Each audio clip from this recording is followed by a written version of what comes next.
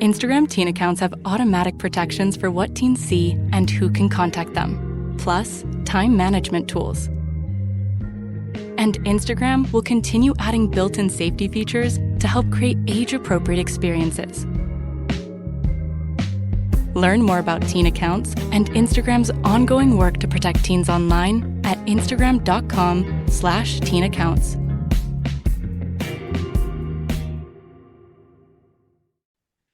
This week in the URC, all of the South African teams won. How unbearable are their fans going to be? All but one of the Irish teams lost, and the only one that won was one that beat another Irish team. How unbearable are their fans going to be? And all of the Welsh regions lost, apart from the Scarlets. How unbearable am I going to be? All this and more on this week's URC Rewind. Let's start the show.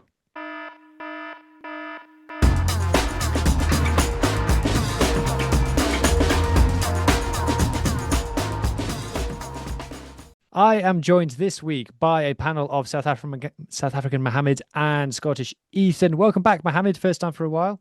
Yeah, glad to be back. Refreshed and yeah. And Ethan's in a very good mood because of the rugby this week. Yep. Unfortunately, I couldn't actually watch the match directly as I was having hot pot, but I was watching the scores, and it was someone said, I can't remember what they said. It's like, oh, I can't believe they scored that, and I was just like, like that, waiting for contact. Okay, well, let's get straight on with it. Enough of the pleasantries. Let's get straight to talking about the Le Grand match of the weekend: Glasgow versus Leinster. And what a win for the Warriors. Top of the table for a reason. I mean, Ethan, before I come to you, obviously 38-17. When I saw the lineups for this game, when the team sheets were announced, I thought, ooh, that is very much Glasgow B against Leinster, maybe not Leinster A, but pretty strong Leinster team, you know, a lot of well-known names and faces on show. And, okay, yellow cards helped, but Ethan, you absolutely battered them. Yeah, well, I agree. I wasn't really expecting us to win this, or at least by that margin. As when you look at it, you've still got double World Cup winner Snyman, you've got Ioane, you've got several Lions, and yeah, it was just crazy. Like, we were starting Johnny Ventusai, former under-20s captain. I think this was his first actual game for Glasgow as an actual full-on Glasgow match against Ioane. And yeah, I'm surprised. I'm thrilled we actually managed to pull it off, because this was a game that Glasgow was really needing to get something from, because we're trying to get a massive match. It was a massive, because if Glasgow had lost this and Leinster had won it, you'd think that the momentum for the rest of the season is, oh, Glasgow are just basically, how do I put this? How little do they slip, if that makes sense? Yeah. Whereas Leinster is like, oh, okay, here they come, you know. Yeah. But no. Yep, because we need to try and get as many points as we can before South Africa. Because that's, with how tight the table is in the top 8, you really need all you can to try and stay top 2. But oh my gosh, from what I saw, Mackenzie Duncan has helped alleviate fears over losing Jack Dempsey. What a week for him. He signed his first professional contract with Glasgow and scored his first try at Scotland. Crazy. He looks the real deal as well. Sometimes players just look like a professional rugby player, and he's one of those guys. Yeah, he's played a few times for Glasgow since I think last year. And I've always liked the look of him in that he's got that meanness, he's got that physicality that we really need for Scotland.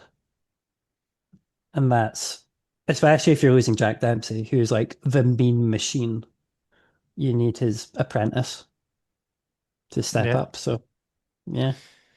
Well, let's take a look at some of the highlights, some of the tries and stuff, because some of these tries were absolutely outstanding, and they're just an absolute thrill to watch all of them. Where do you even want to start? I'm going to see if I can find, I think it's the Kyle Rowe try. Yeah. 95 meters, something like that. I think it's this one. For audio listeners, we're just loading it up. Yeah, it's this one. He absolutely burns whoever it Yeah. is on the wing and then chips ahead. It's an unbelievable solo try. I don't like Yep. that Rico Ioane just quit the chase though. Yeah. He could have got him because of the cut because Sander Prendergast was coming across. If you watch from this angle, Mhm. Ioane, it wasn't Prendergast. Another Leinster player was coming across. Ioane, if he hadn't have stopped running, could have got him, but he Yeah. stopped running. I But don't like that. And we even had for when Ioane got that intercept in the first half, he could have made it easier. He gave Kenny a lot of work to do for that Mhm. try, a lot of finishing to do. So I don't want it's already become the Rico Ioane bashing show. So we'll move on Yeah. from that already. But some of these tries were, and you can say like you're playing against 13. We'll come on to a team later in the show who played against 13 and really struggled to score. So to score Mhm. 3 tries against 13, it's not a given. And especially some of the types of tries that you scored, because at times you were running up the middle of them as well. So Yeah. it was what a coach Franco Smith is. You must really enjoy supporting this team at the moment. Oh, 100%. I remember the Ryan Wilson days, and that was not the Ryan Wilson. The Ryan Wilson days were great. The Danny Wilson days were horrible. No, it was the Kyle Rowe try. It just reminded me of that George Horn try from a few last year against Sale, where that he does Yep. that lovely kick and that bounces perfectly for him. But in this Kyle Rowe try, we have footage of Sam Prendergast making a tackle. Even it's after he scored the try, but you see him making a tackle. Oh dear, oh dear, oh God. Yeah, this is why we're banned from Leinster Reddit. But yeah, like I said, you just thought that Leinster would just be, this was the moment where they go, oh, okay, right, we gave everyone a head start, fine. But 5 losses now in the season for Leinster. And Glasgow just nailing it down like, no, we are the best team in the league. No, we really are the best team in the league. And these Leinster guys, something's off. I've been trying to think like with Leinster, are they kind of just building? Are they going about their business quietly? Are they under the radar and stuff? And you can't, if you're Leinster, you don't, under the radar it doesn't work like that. But no, they're just off. It's two losses in a row. Like I said, they started the season with 2 losses in a row. They lost to Munster at Croker. Now we'll get on to Munster later. Don't you worry about that. Get banned from Munster Reddit, and it's just they just don't. Sometimes if it looks like a duck and it quacks like a duck and it walks like a duck, it's a duck, and they're just not that amazing. I mean, Mohammed, I don't know how much you saw of this one. Leinster just not Leinstering. Yeah, I actually really enjoyed the game. I saw the teams and sort of as a mix of what one might think of as first and second teams. There's a lot to take from it. Personally, I'm really looking forward to watching Stormers versus Glasgow on the 25th of April. I've already sort of earmarked that game to hopefully attend. I did kind of think about maybe going this week to Stormers Dragons, but it was a Sunday game, but it's too much other social stuff going on. So, and what's also exciting for me is that after the Stormers Glasgow game, there's immediately Stormers under 23 versus Sharks under 23. So definitely going to be watching both those games back to back. So it's always nice. I've never watched back to back games since I went to the under. Glasgow versus Leinster. Glasgow Yeah. versus Leinster. So yeah. Um. So yeah. Hopefully they actually send their first team down here, because I want to see a lot of those Glasgow players. Like Josh Mackay, he's almost like Hoyson, he's almost qualified for Scotland. So and Scotland are doing relatively well. So I wonder if that's what I actually wanted to ask Ethan. Do you think Mackay will slot into the Scottish team almost immediately once he becomes available in a couple of weeks' time? I think he qualifies in November. I Hmm. think it's definitely the autumn. I feel like because he's got what 20, I want to say 29.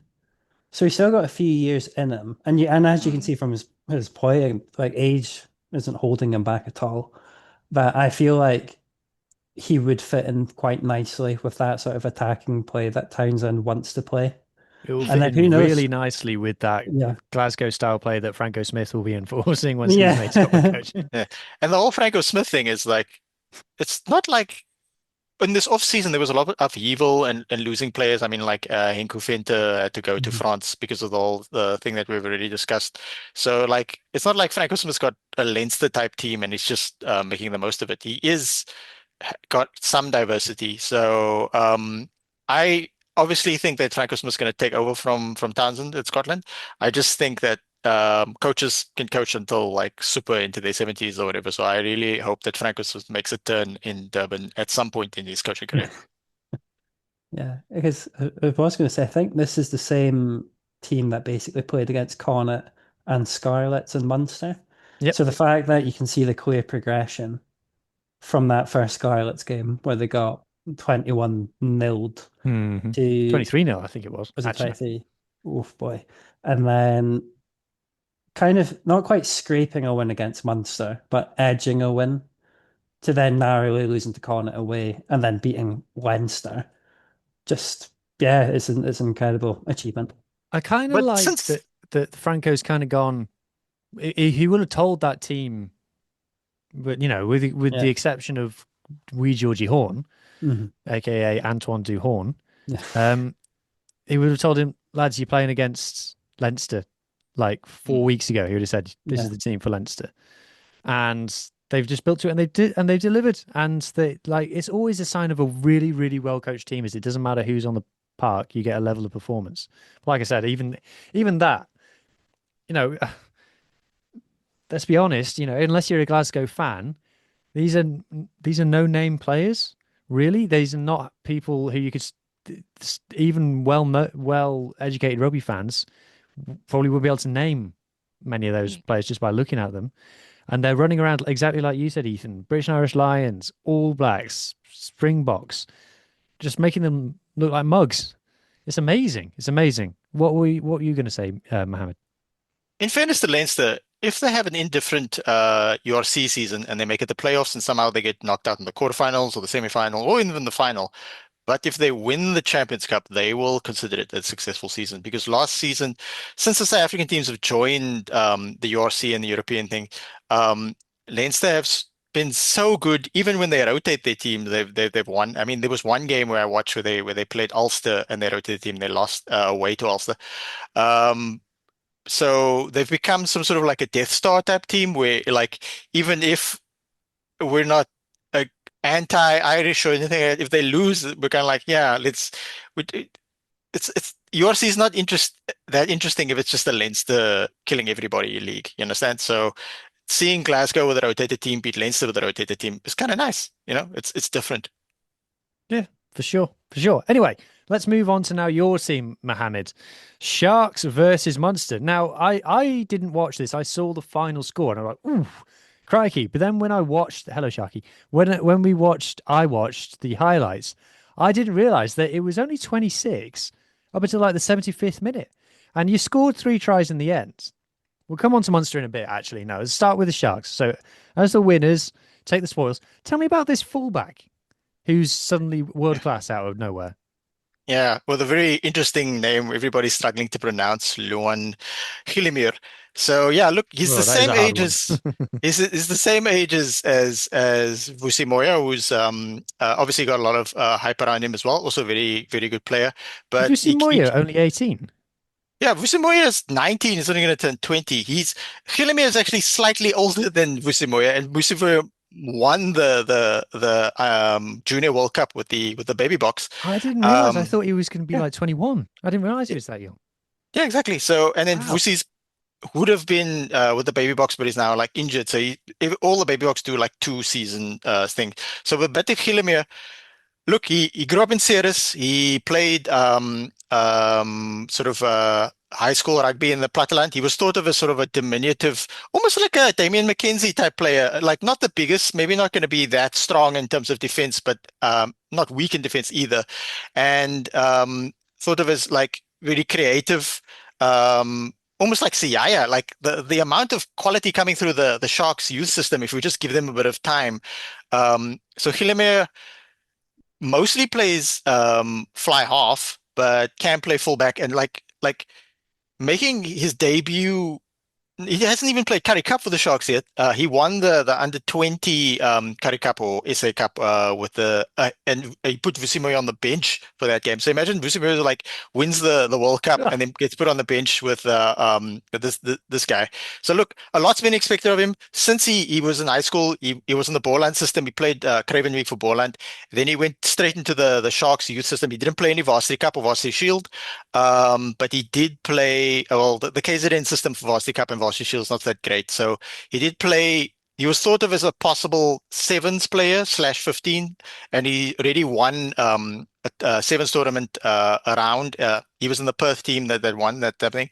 So, like, when there was when we got inside info that he was possibly going to start this game, a lot of people brushed it off like, really? This 19-year-old's gonna start at fullback against Munster, even if it's a slightly rotated Munster. If you look at that Munster team, it's not a bad team at all. And the Sharks had a blinder of a game considering they lost Ethan Hooker. He was named on the team sheet, but unfortunately, due to losing his dad, condolences to him and his family. He was out the team, and that's like a world-class player at outside center. And they lost Sia Kolisi, who pulled up with an injury before the game. But Sia Kolisi did attend the women's Sharks game, which is kind of cool. And they still played really, really well. So I'm really stoked. I thought we would win, but I thought we'd win by a much closer margin, especially since the Munster coaches could point to the last time these two teams played, where we we drew the game, but we sort of won by luck through that much controversial penalty shootout that drew so much attention. So yeah. Happy for the win, but especially since we lost the last two games, so hopefully we're back on track. Yeah, I'm just trying to have a look now at Munster's results. I'm trying to find it because no, it's not working. The URC website is badly letting me down at this point. Match sensor, rounds, can I fill all clubs? Munster. Right, here we go. Right. Okay. Right. Okay. Right. So share screen. Don't worry, everybody. I found it. So if we look at some of Munster's last games, obviously 45-0 against the Sharks. And like I said, it kind of blew out at the end there.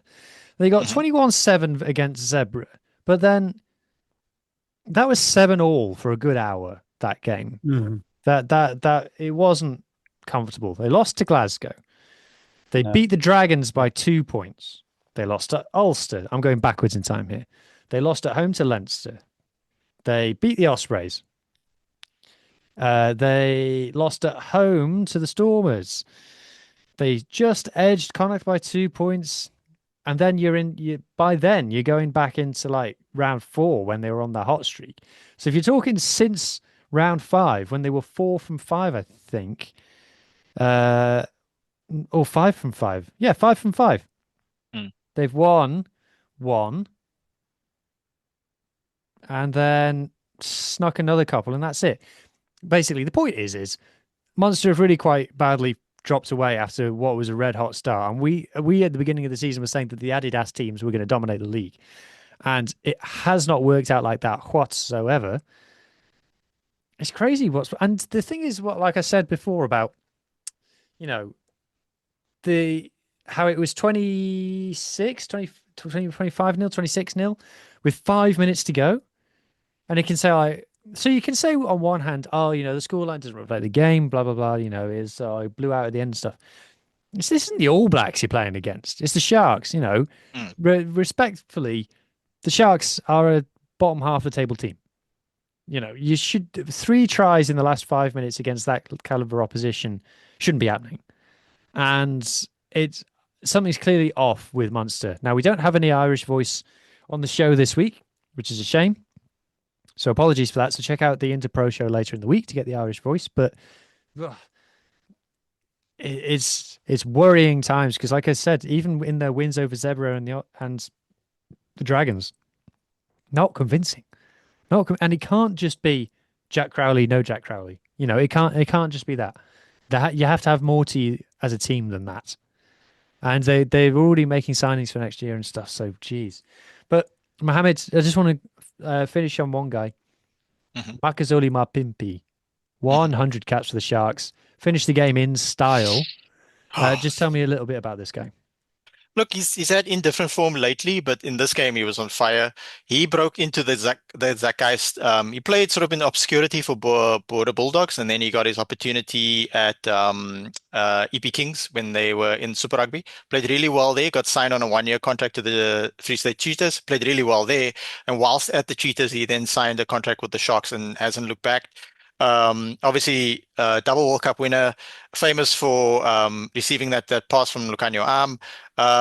Look, also like I don't know if you guys are aware of this. His surname means tattletale in English, Xhosa.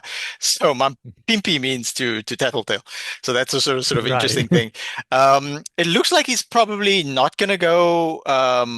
Look, he's had in different form this season, despite having a good game in this game. There's a bit speculation of like what happens at the end of this season. Is he going to do the whole Indian summer Japanese thing? Because he did. I think he did have one short sojourn in Japan, like a sabbatical, if I remember correctly. Or is he going to stick around? So look, he's a Sharks legend. He's a Springbok legend. He's a guy with a very tragic backstory. He lost a lot of his close family friends. We also in the sort of Chasing the Sun first season, where everybody had to have their family names got on the number on the back of the shirt, and then Mampipi told the coach like, but don't have any he didn't have any parents, siblings, or grandparents. So his story is not unique unfortunately, his story is not unique for a lot of South Africans, especially Black South Africans. So it's so nice to see him flourish. And if you watch him on Instagram, I'm not a big fashion person. Like I just like do trail running and stuff like that. So if it's a shirt that can breathe, it's cool. But he's a big fashion dude, so good for him. He seems to be like really taking this opportunity and sort of growing as a person. So yeah, I hope he sticks around. I hope he still plays really well. So. Yeah, 100%, 100%. What a legend of the game. So I think that's all we got to say on that one. Which game shall we do next? Let's talk about. Oh, I need to take my filters off because I know I filtered on Munster only, so I need to go on all clubs. Maybe round 13. No, I don't want to do that one. Don't want to do that one. Don't want to do that one. Okay, yeah, all right. I know what game we'll do. I know what game we'll do. Let's do the Fidelity Secure Drive against Edinburgh. 54-17. Ethan. No, actually, we'll do winners first. Yeah. So I said on the group chat, I swear this game happened last year. And it happened again. Mohammed, when the Lions are like this, they are the best team to watch in the league. Yeah, it's almost weird, like rock paper scissors, that when they face Edinburgh in Joburg, somehow they sort of just click and everything worked out for them.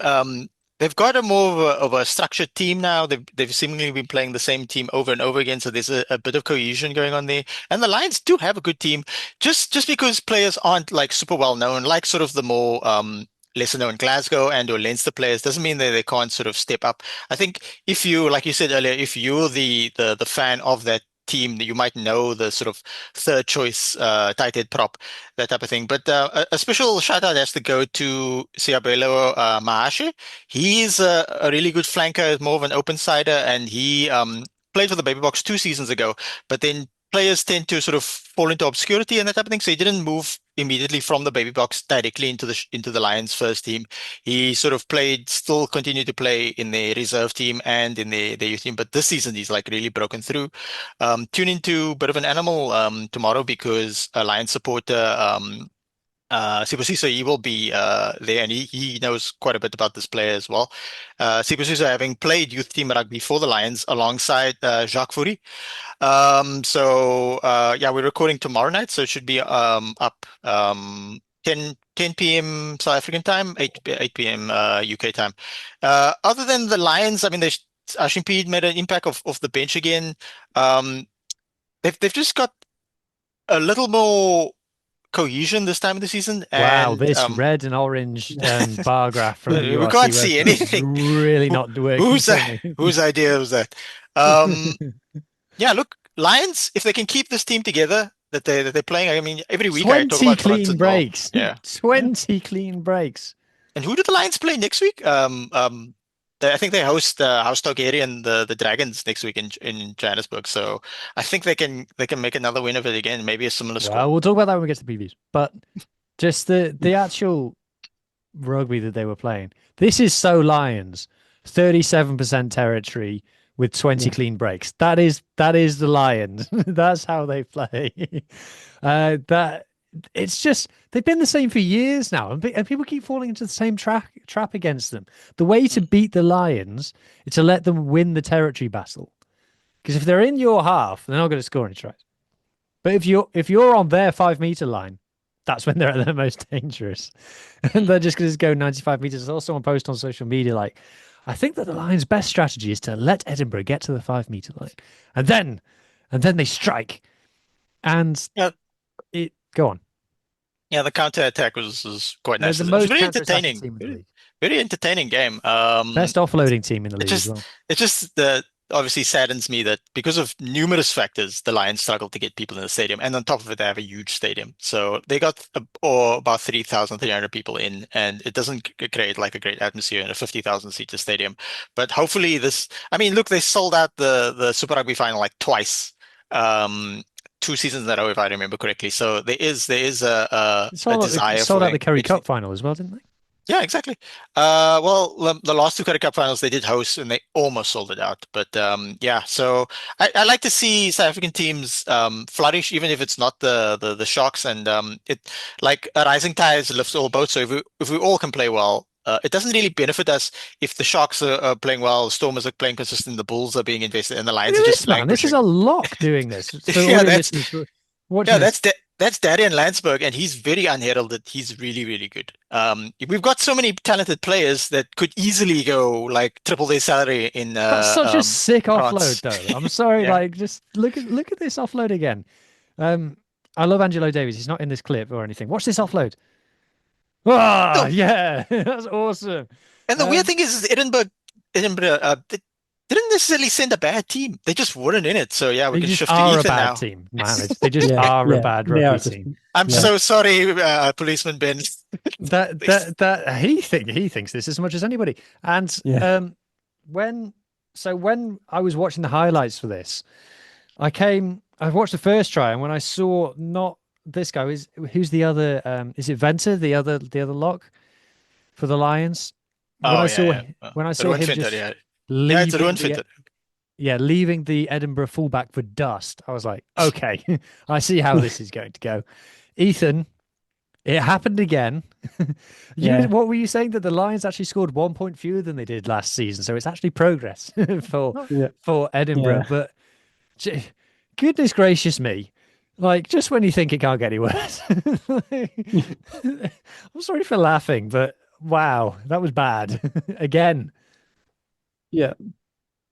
I mean, as I was saying to you earlier, at least the Lions players had fun. Like they were doing incredible things. That there was one Lions player did like a Superman glide through the air to scoop the ball back into touch. Unfortunately, it was called into touch. But you're just like, come on, let that try happen because that was just cool. And they're just so unbelievably athletic that they were doing tumble turns, flips, rolls, all sorts of things. And then when you look at like Edinburgh playing, they're just it's just come on, do something. But no, it was as we were saying, to measure Everett's progress. They conceded one less point from last time when it was 56-21, but they didn't score 4 points from two misconversions. So it's kind of like they've gone a bit backwards, especially considering that was the game that they sacrificed Ben Healy for Everett's career. And yeah, they sacrificed the fly half you could kick. So yeah, that's a bit of a problem. Yeah. Edinburgh's defending looked worse than last week, which, to be fair, I don't think you can blame it because the Lions were just running. I think part of the element is fatigue. That granted, you could play the whole Franco thing and that no excuses. We all know we have to travel in this league and stuff, but yeah, they just looked completely deflated. I don't know if it's a physical tiredness or a mental tiredness that they just looked from the third try, they just looked completely out of it. Or if the third line try, I should specify. They just looked completely out of it. And yeah, it's not a good look. No, Yeah. well, The problem go The on. problem Sorry, for go the on. Lions, the problem for the Lions though is that they can win games like this when it's like sevens Yeah. rugby, throw it around. But then what they need to, if they're serious about like winning something, even maybe like just winning the Challenge Cup, like working up towards being more competitive, the Lions need to also we give them flowers for this victory, but they need to also be able to win the more grinding games and that type of thing. So I look towards them developing in that direction, though well done to them this week. Yeah, but we've been waiting for that for years, though, at this point with the Lions, to be fair. Yeah. But you are absolutely right, Mahad. And for that reason, when we get to the predictions, I would be surprised if the Dragons beat them for that exact reason, because Mm. the shoe's going to be on the other foot. But Mm. let's now, I'm going to pull host privilege, and I'm going to talk about the Scarlets beating Zebra in the bottom of the table clash. 36 points to 17. I was there. And I reasonably enjoyed it. The atmosphere was a little bit flat in the park. Bottom of the table clash. It's not one that really got the fans' juices flowing. But Scarlets, up until this game, and I impressed many people in Parker Scarlets with this stat who didn't know it, including Nigel Davis, the director of rugby. I told him that that's our first bonus point win of the season, and he said, "Oh, I didn't know that." And I believe him. So 6 tries, 4 of which came in the first half. Our first time scoring 4 tries in a single half since beating the Cheetahs in 2022 in the Challenge Cup. There you go. Shout out to John Newith from the Scarlets podcast for that. So Jared Taylor, it's only got him down as scoring 1 try on this. Oh no, he's there again. Oh no, sorry. They format it differently on this website. Yes, Jared Taylor, a Western Province boy, played very, very well. His best game for the Scarlets. He was extremely busy, extremely athletic, leapt brilliantly in the line out. His work rate in defence was unreal. There was one time when he was defending a 3-on-1 on the wing on his own, and he forces the Zebra player to kick, then he runs back, kind of arcs his run around, collects the ball that's bouncing all sorts of places, passes the ball to a teammate to truck it up, and then he clears out the ruck. It's unbelievable. And this was in like this, it was the 74th minute, because I remember saying it out loud. 74th minute he's done that. It was absolutely incredible effort. Max Page has been robbed one of the solo tries of the season. I don't have the clip here to show you because it's been robbed of him, but the call was wrong. It wasn't in the spirit of the game. All the things. Basically, he collected it in his own half and he ran past 50 men and half the grandstand. It was amazing. And the crowd exploded. And of course, the TMO went, check, check.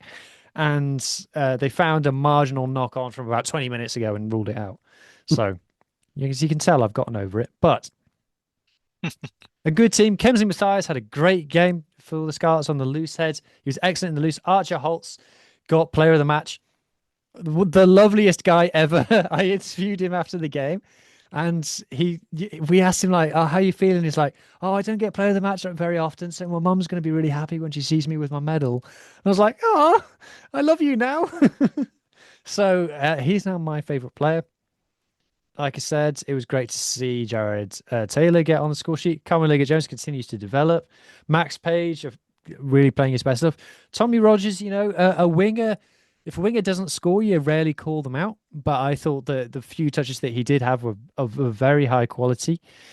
And yeah, just a happy day for the Scarlets to finally get a bonus point win at home. And generally, we were very on top. The stats don't really tell the story of the game. The stats look very even. I'll just scroll on down quickly. The stats do look very even, but we were clearly the better team, to be honest. And, that kind of brings me to talk about Zebra.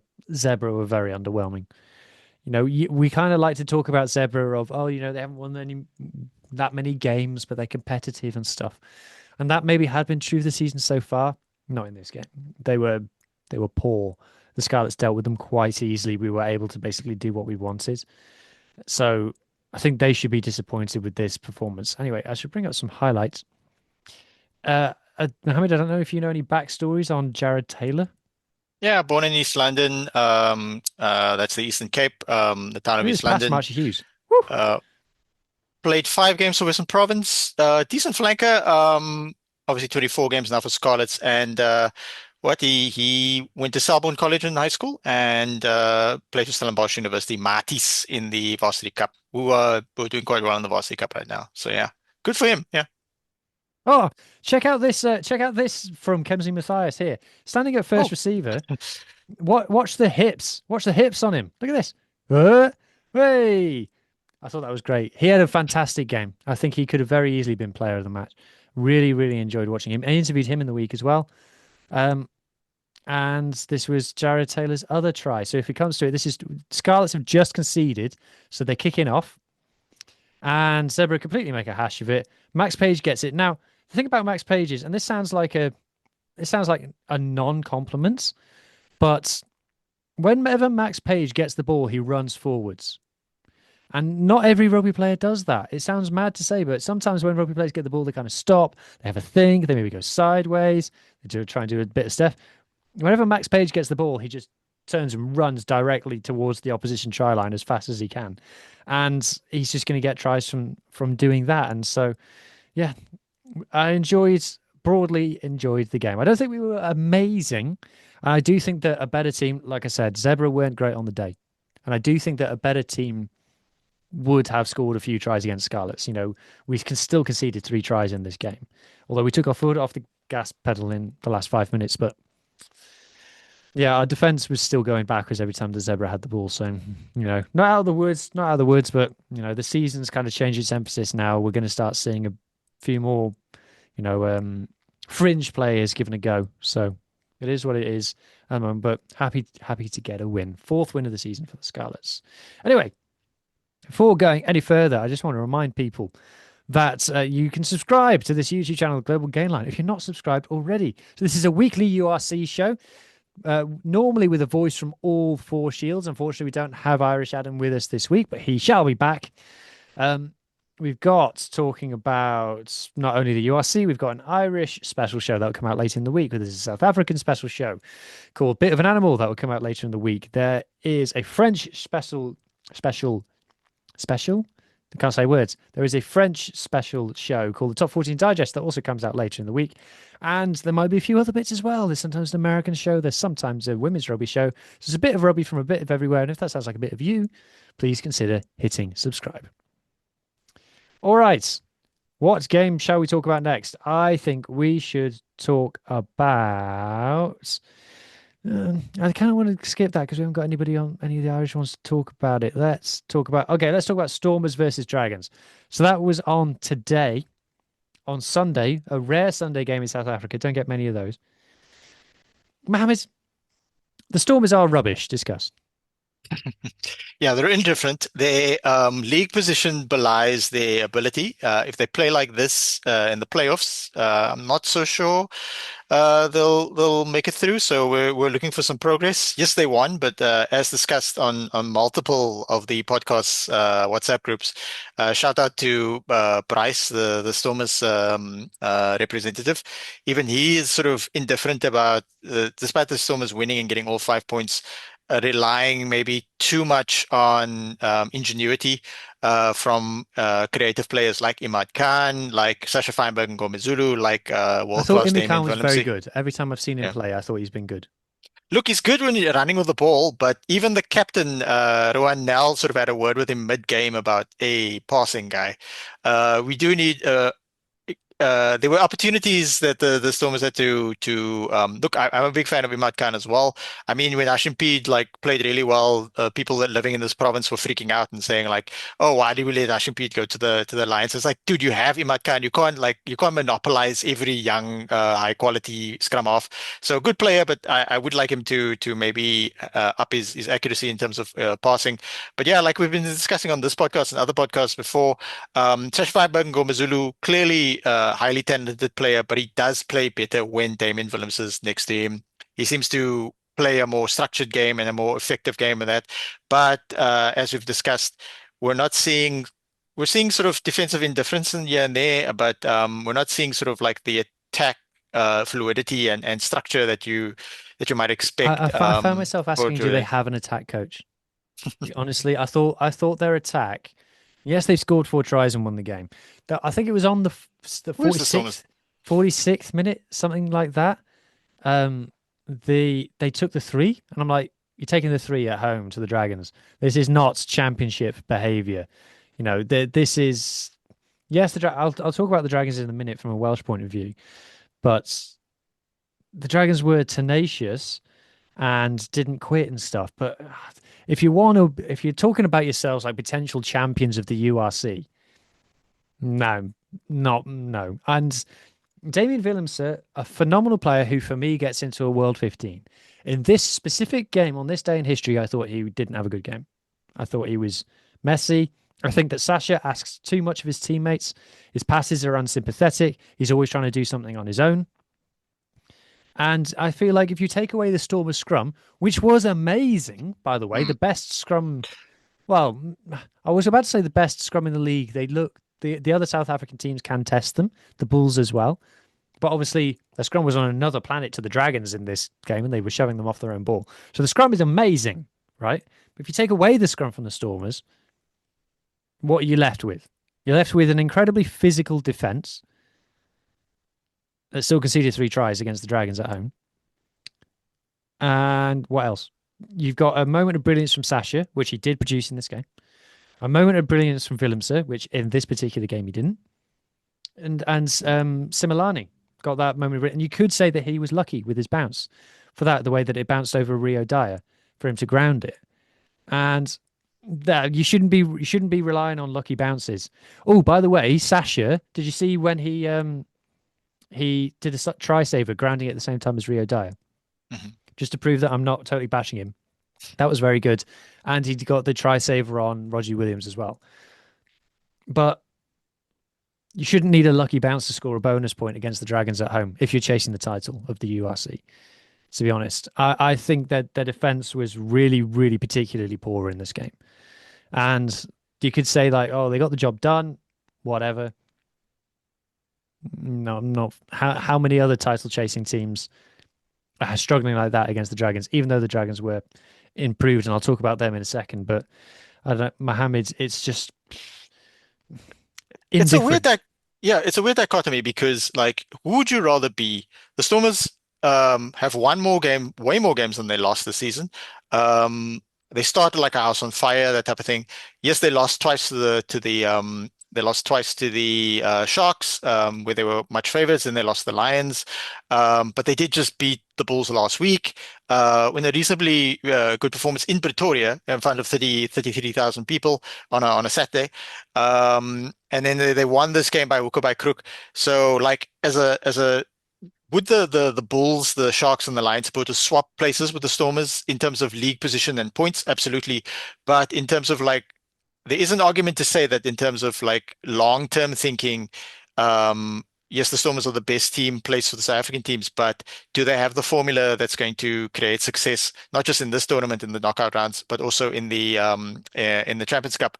Because like you said, in the league's part of the season, you want to like maximize your 5 point, and obviously Stormers very few bonus points, right? You want to maximize your bonus points as well. So if this had been Stormers versus any team, not just the Dragons, and it was at Cape Town Stadium and it was just a knockout game, absolutely take the kicks. Just put scoreboard pressure on, that type of thing. So yeah, look, the Stormers have things to work on, but I still feel like they're the best placed team. Also, the attack coach has been getting a lot of flack on, especially when they lost twice to the Sharks on the bounce. It's Their attack is poor.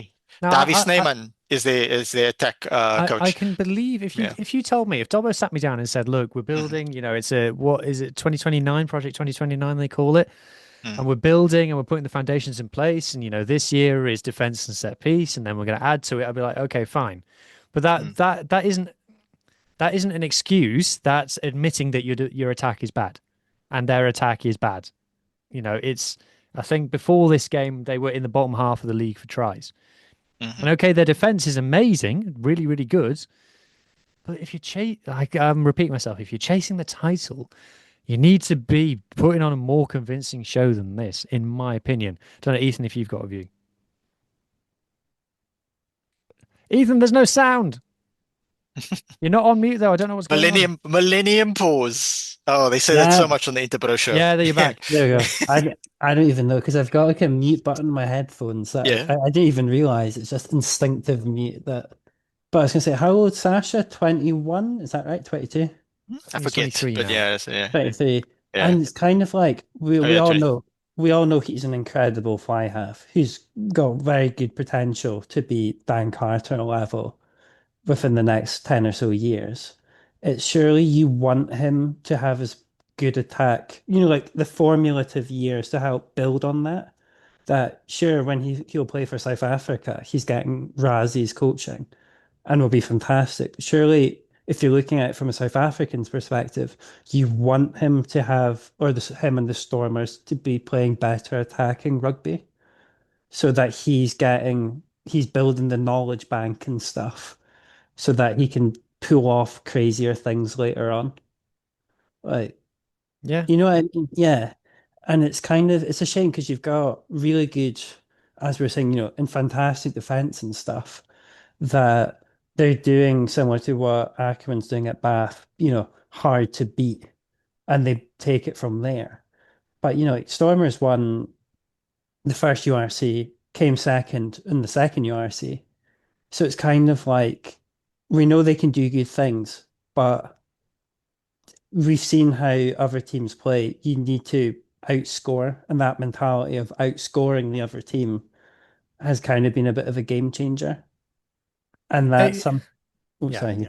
No, I was going to say exactly. I think that's a really, really good point. And that's, again, you can say, well, they've won the game and they are where they are in the league and stuff. But I agree with Mohammed. I don't necessarily think that league position necessarily reflects. And I do think that if they got to knockout rugby against another team in the top Mm. six, they might, Cardiff is still in and amongst it there. They probably beat Cardiff. I think the other team, I think Ulster, Leinster, and Glasgow all turn them over in a knockout game at the moment. And I am holding the Stormers to a different standard. I'm not saying like, oh yeah, you're better than the Sharks, or you're better than the Lions, or you're better than Connacht, or whoever it is. Like, you're second in the league, so I'm going to judge you as a team that's chasing the title. I'm not convinced from an attacking point of view, and I'm being specific about my criticism here. I'm not criticizing the set piece at all. I'm not really criticizing the defense. We're in an attacking age of rugby, and just it was a really frustrating watch for me today, in my opinion. It's interesting because in a lot of the press conferences, John Dobson keeps saying our way of playing is forward orientated now. We're shifting to forward orientated. And throughout the season, they played a lot of games this season. I think this is their 17th, it's the 17th competitive game this season, not counting like friendlies or anything like that. And they don't necessarily have an identity beyond our scrum's going to kill you. Their line out fell apart against the Sharks 2 weeks in a row, that type of thing. So there's stuff to work on, but maybe, just maybe, acknowledging this at this point gives them an opportunity because there's still quite a few round robin games and they can write their course. So we'll keep a close eye. It's quite interesting that the two Adidas teams that had the coolest shirts are now both sort of like somewhat indifferent. No, I agree. I agree. To talk about the Dragons for a second, obviously tenacious, resilient, particularly that defensive set at the end, I thought was very impressive because the game, they didn't really have anything to play for there. They were putting the bodies on the line for no reward, and they did it, and they shoved the Stormers back. I thought that was very, very impressive. You can say that they were unlucky. You can say that the Similani try was a lucky bounce, and you can say that it's not luck that Sasha has got back and grounded the ball ahead of Rio Dyer. The TMO said it was simultaneous. I thought that Sasha got there first, in my opinion. But there aren't many players in the world who are doing that. So you can say, look, there's two kind of bullshit moments, basically, that it could have gone the other way. And look, if the Dragons had beaten the Stormers in Cape Town, that would have been an amazing result. So I do think that the Dragons were unlucky not to get at least a losing bonus point from this game. And the improvement there is clear to see. I didn't think Roger Williams had a great game. I thought that Rio Dyer had an amazing game. Really, really good. I think he's very unlucky not to be in the Wales setup at the moment. I think there are players less good than him who are being picked over him. And that was obviously with no Aaron Wainwright and no Ben Carter as well. And good to see Elliot D back on the pitch and stuff. So, yeah. So Do we keep an eye now on the Stormers and the Dragons team, because this Cape Town Stadium pitch is notorious for giving everybody turf toe and then twisting the knee, or the one guy Andre Smith scraped his knee and then got an infection. Although since the last competitive game they had on here, the turf had a chance to breathe, because there was supposed to be a concert that I was supposed to attend there, but the concert got cancelled because the main headliner Muse had to bail. So I mean, we could have gotten kneecap or something to replace them, but unfortunately we couldn't. But yeah, hopefully this pitch here down in Cape Town doesn't keep because the Stormers have to play in it the most, so they're the most likely to pick up injuries from it. yeah, 100%.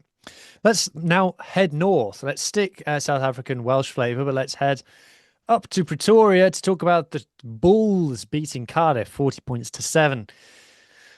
A very comfortable win. I had to say, from what I've seen of this match, Mohammed, I thought that the Bulls' attack, we can talk about the opposition they're playing against, but I thought some of the attacking play was very, very impressive.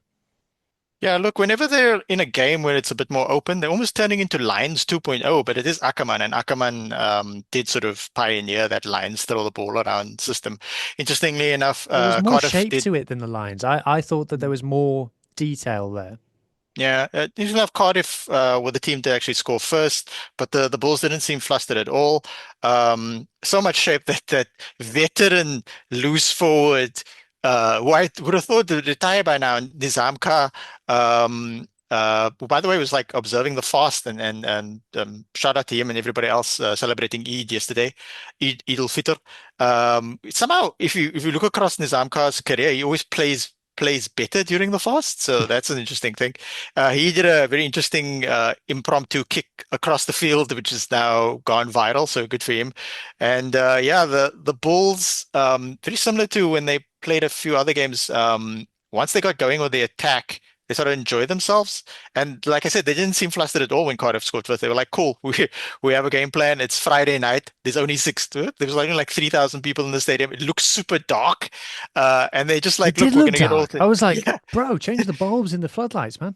Yeah, why? Maybe they were trying to hide the fact that there was only 3,000 people, 3,300 people in a massive stadium.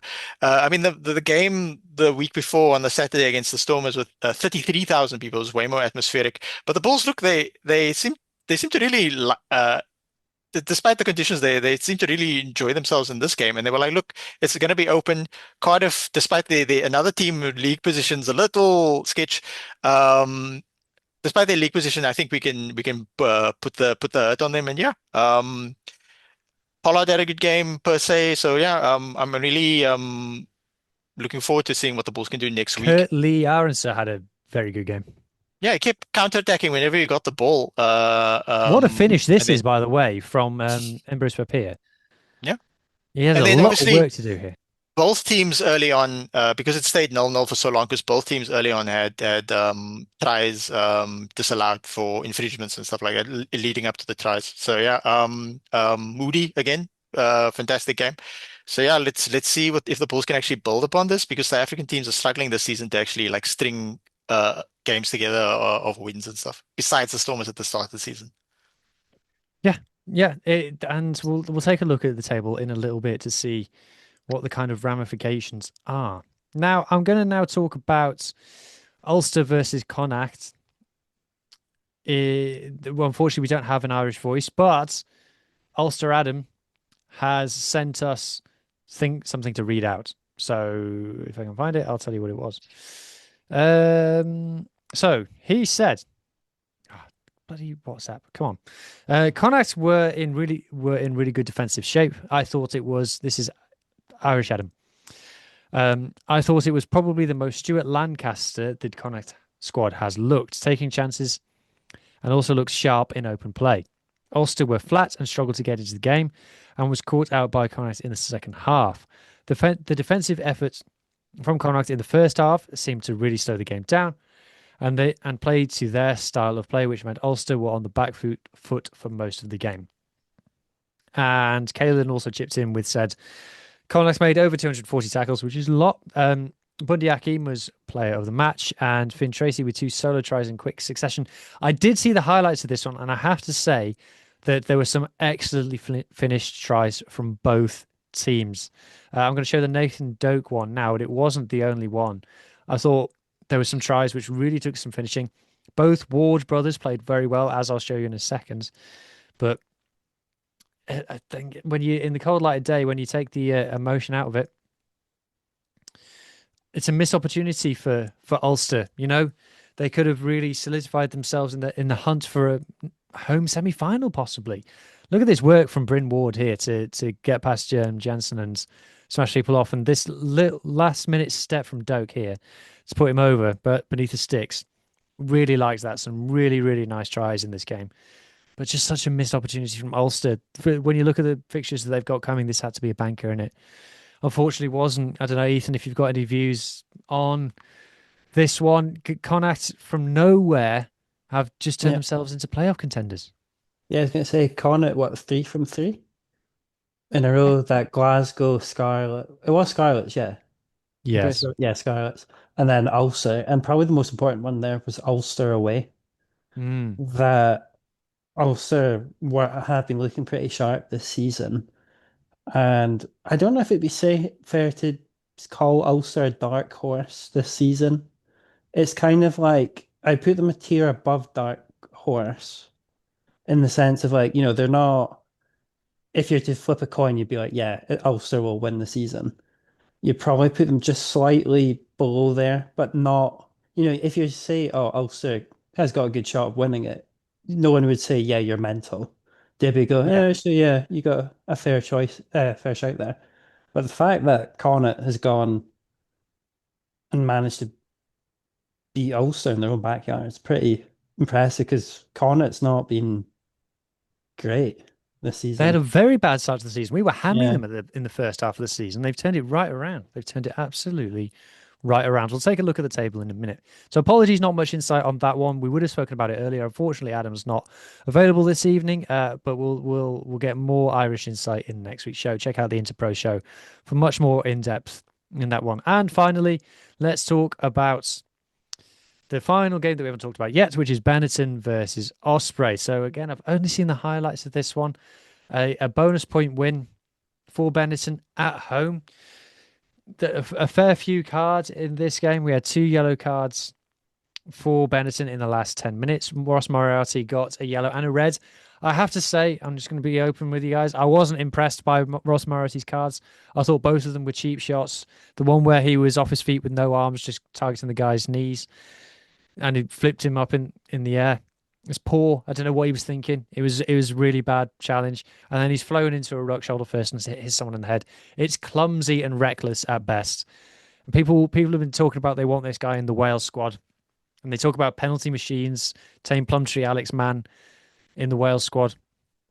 Those 2 guys don't give away penalties like these. And he was rightly red carded. In my opinion, I was really not impressed by that from him. And he's a very senior player now, so I don't mind criticizing him because he's one of those players who you should be relying on not being a liability, frankly. So there's that. There was a few nice tries in this game. I thought the Benton were reasonably comfortable. Like I said, Ospreys only kind of got their 3rd try when they were playing against 13. Coming back to my previous point about Glasgow, they scored 3 tries against 13. Ospreys took best part of 10 minutes to score 1 try against 13. And just, decent. Harry Dees, from all accounts, played very well. But this is really, Benetton are kind of out of it in the URC already, which is disappointing. So they're just kind of building momentum for Europe to see if they can maintain that. And they did that pretty much well enough. Like I said, some nice tries. That's kind of all I got to say about this game. The Ospreys now are in a tricky spot, and we'll talk about that in our offloads, because if they want to stay in the playoff positions, it's now do or die. But Retave just seems to love playing against Welsh teams. The big Fijian winger always just seems to absolutely dust up any Welsh team that he's playing against. Just that physicality that we tend to struggle with. So congratulations to Benetton. Ospreys, it seems like Owen Watkin is throwing a few nice shapes, but Yeah, we'll talk. Let's kind of use that as a jumping off point into talking about the table. So I'll bring it up now. So now that we're into the last stretch, final half a dozen games, the sprint until the end of the season, we're going to look at the table every week. So Glasgow are top, 10 wins from 13 on 50 points. So if you're looking kind of down, because if you, I don't know, Ethan, you go. What are you kind of thinking when you look at the table now? I mean, it really shows you the importance of bonus points. That Glasgow and Stormers have the exact same amount of wins, but Glasgow's got 4 more bonus points, and that's effectively another whole win. Yep. That could be vital for any of these teams, really. And then because when you go closer down in that, what, from the top 8, yeah, let's go top 7 because the Bulls are kind of ruining what I was going to say there. The Lions on 38 and then Ulster on 42. There's a 4 point distance between those 4 teams. Hmm. So whether they get a win, a draw, even a bonus point draw could make a difference. Absolutely. And I think moving on down, Stormers, they've got a reasonably comfortable win. I wrote an article in the week about what every team in the URC has got to play for. And I was looking at it, I was like, who's got a good run, who's not? The Stormers have got a reasonably comfortable run. So I think it'll be disappointing, to be honest, even though they are 4 points ahead of Ulster. And I do think they have games in the Northern Hemisphere yet to play. It'll be disappointing if the Stormers don't get top 2 after the seasons that they've had from here. Ulster kind of clinging on in there. They've got a lot of big games to finish, and I think they've got Leinster, Glasgow, and Stormers in their last 4 games at home. It's a crazy running. We'll talk about that more when we get to it. Leinster there on 41. Cardiff happy to be here. Munster still clinging on. I think this week in the URC, 3rd, 4th, 5th, and 6th all lost. Yes, that's crazy. That's absolutely crazy. And then the Lions in there. And then there's kind of a second group. If I skip on down, the Lions there on 38, and then you got the Bulls and Connacht, both on 35. Connacht, where does this come from? I think they were 2 from their first 7 games, and now they're 6 from 13. A heck of a turnaround. And they're right up there with the Bulls. I mean, Mohammed, if I come to you, the Bulls they got a 40 points to 7 win, but they're still right on the precipice in the terms of the playoffs. Yeah, 7 wins and 6 losses, no draws. Gotta get 7 bonus points though. That's good. I Top still scoring team in the league, try-wise. The wow, Bulls. well, that's great. I wasn't aware of that. And yeah, look, I think they were gonna try and push for a home quarterfinal because it's quite difficult to play an away quarterfinal. Well, they're 6 So points behind with just yeah. 5 games to play. Running Yeah, out of so time. we'll see how that pans out. Lions, they're lesser moneyed cousins. Although Lions do have a very wealthy owner, he just doesn't invest in the team, like the Bulls owner does. But yeah, I'm thinking all South African teams for the last 6 games, we had 4 home games and 2 away games. So Bulls have already won their more recent home game. So now they've got 3 more home games and 2 away games. If they can get some results in those away games as well, that's going to help. So there's a bit of sort of traveling left. I mean, the Sharks got to play both the Italian teams, including Koha Palmer and Treviso. So I'm hoping for like 10 points from those games, and like higher scores and stuff. So yeah, we're going to see how things pan out. I like the fact that we're at this stage of the season, and it's only really the bottom 4 or 3 teams that are like completely out of the running for playoffs, because some of the lower teams cancel, like maybe sneak into 8th place. By lower teams, I mean the Sharks. Yeah, maybe, but we'll talk about that now. So let's get into the predictions. So for round 14 of the URC, pick a South African language, Mohammed. What's 14? 14 in Afrikaans. Yeah, There we 14. go. Every day is a school day. Hollywood bet Sharks against Cardiff. Cardiff once beat the Sharks 35-0 in Durban. Not sure if you knew that, but I think I blocked it out of my memory. are you confident of a win? Yeah, I think we'll get a win. I think it won't be sort of a run over. I was super surprised that we got that result against Munster. Look at that Munster backline, but we'll get to Munster later. But yeah, I think everything just fell into place for us this past weekend. We will defeat Cardiff, but it'll be much closer, say, Sharks by 5. Okay. Glasgow versus Benetton. Ethan, So running hot. It's got to be a win. This yeah, this has to be a banker.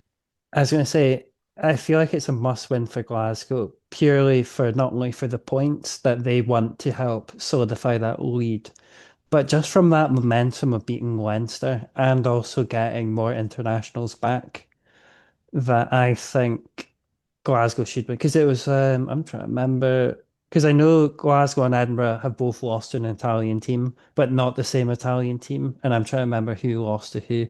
I think we lost to Benetton away in the first game, Yes. but that was only by what, 1 point? Because it was It was like narrow. Yes. it was like a drop goal. But I think after how this season's gone, the fact Benetton's only won 4 games is, or 4 or 5 games is insane. 2 of those against Zebra. Yeah. And one was us, and that other one must have been Cardiff. So yeah, Benetton's not had a great season so far. So I think I'm going to be bold and say about maybe 35 to maybe 21 to Glasgow. Push. I like it. Leinster versus Scarlets. Obviously, the Scarlets are going to roll them over. No reason more to speak about that one. Bulls versus Munster. Yeah. Oof. It has to be. It's obviously a must-win for the Bulls if they want to stay in the playoff race. But if it is any kind of a loss for Munster isn't great. If they can get 2 losing bonuses, that's something to build on. But if they get hammered again, yeesh, it goes from uncomfortable to uncomfortable. What do you reckon, Mohammed? Look, on paper, the Bulls should defeat Munster, but as we know, the game's not played on paper. So, obviously, I hope the Bulls win, and I expect them to win. But I think McMillan might get a reaction out of the team. So it's going to be a very exciting game, at least to watch. I don't think it's going to be as one-sided as the previous Munster defeat or to the Sharks. And just a quick note, Ethan, you're going to eat your words later this season when Benetton win the Challenge Cup, and you're like, oh. Yeah. They're going to have a horrible season. Yeah. Connacht versus Ospreys. This is secretly the biggest game of the weekend because if Connacht beats the Ospreys and the Ospreys don't get anything from it, they're essentially out of it. So at the moment, I think the Ospreys are 6 points behind Connacht, and Connacht are in 9th. If the Ospreys then go to, worst case scenario, they go to 11 points behind with 4 games to play, it's over. They're not turning that around to get into the top 8. So it's massive. So Connacht have to go full guns blazing. Obviously, they're in great form, as we've spoken about. They turned their season right around. If the Ospreys get a win, it's a massive statement to the no, we're still fighting for this title type thing. It's not going to be easy. Connacht is a hard place to go, and I don't think the Ospreys have a great record away in Connacht either. But if they can get a win there, then it keeps things interesting. If they can't, it goes basically down to a 9-horse race, really, for me. We'll see how the Sharks get on and stuff. But anyway, Fidelity to score Secure Drive Lions versus Dragons. I'm going to be bold, and I'm going to say I think the Dragons are going to win this because I think it's a classic case of Lions playing against a team lower than them in the table. They can't win those kind of games. Also, a team that plays a maybe more, I wouldn't say intelligent, but more sort of structured game plan. Yes. I mean, the Dragons didn't look bad against the Stormers this earlier today. So, and then the Lions tend to do stuff like that. So obviously we hope the Lions win. Just a quick note that I forgot about the Sharks thing. You should actually tune into the Sharks Cardiff game because, finger in the eye, Eben Elizabeth, hey, not the face, is gonna probably play off the. It's kind of weird that he got suspended against Wales and now he's coming back against a Welsh team. So there's a certain irony there. So as long as he keeps his hands to himself, we'll see what happens. But yeah, back to the Lions. Lions by 5. Oh, okay. Stormers versus Edinburgh. I mean, this could be a tough watch. yeah, I was going to say you got a team that can't attack versus a team that can't defend. So it's a very movable object versus a very stoppable force. If this was a football match, you would have 0-0 written all over it. Yeah. I'm just going to predict that anyway. 0-0. And then Zebra versus Ulster. The Ulster, you got to get back on the horse here. got to get back on the horse here, Ulster. Is that all the games? 1, 2, 3, 4, 5. Yeah, that's all the games. Ulster have got to get back on the horse against Ulster, against Zebra. Sorry. Anyway, that brings us to the end of the show. That just leaves me to say that if you've enjoyed especially if you're listening on audio, give a 5-star review. That really helps us grow. Maybe share a link with a friend. And I also need to say thank you to Sharky, Muhammed, and Ethan. Thank you. Cheers. Thank you to everybody for watching. Enjoy your rugby, and I hope that everybody's team wins. Bye.